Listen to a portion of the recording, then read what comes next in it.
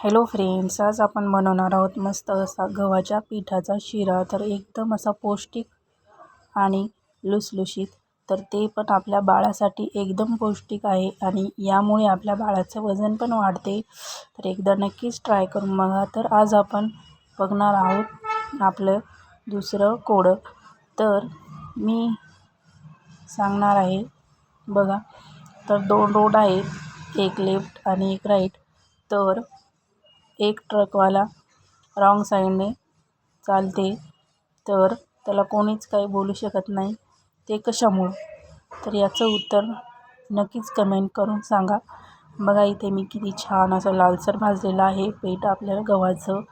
त्याला लागेल तेवढं भाजू शकता आणि त्यात थोडं खोबरं आणि काजू बदाम घालायची, त्यामुळे खूप छान लागते. बघा इथे मी घेतलेलं आहे काजू बदाम आणि थोडंसं खोबरं किसून घेतलेलं आहे आपल्या किसणीने. किसणी तर सगळ्यात असते, थोडासा किस पण घालू शकता. किस असतेच आपल्याला खोबऱ्याचा. आणि 2 ते 3 विलायची घालायची, जसं लागेल तसं आपल्याला. नंतर आपल्याला ते भाजलेलं एकदम असं लालसर भाजायचं आहे. त्यात मस्त असं तूप घालून, हे आपल्या घरचं तूप आहे, एकदम छान असं गावरान. मग नंतर आपल्याला त्याला थोडंसं तुपामध्ये आपण किसलेला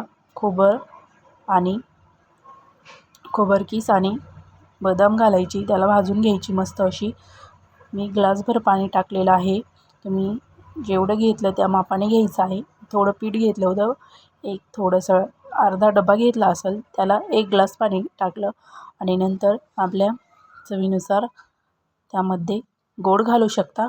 तर मी इथे आम्हाला थोडं फिकं लागते त्यामुळे थोडी साखर घातली होती. आणि नंतर असं त्याला विरघळू द्यायची साखर आणि नंतर असं फेटून घ्यायचं. एकदम असं फेटून घ्यायचं, नाहीतर त्यामध्ये गाठी होऊ शकतात. एकदम असं छान, बघा किती छान असा आपला शिरा दिसत आहे. एकदम पौष्टिक आहे आणि हे आपल्या बाळासाठी तर एकदम छान आहे. एकदम चविष्ट लागतो, एकदम असा लुसलुशीत होतो. बघा किती छान दिसत आहे.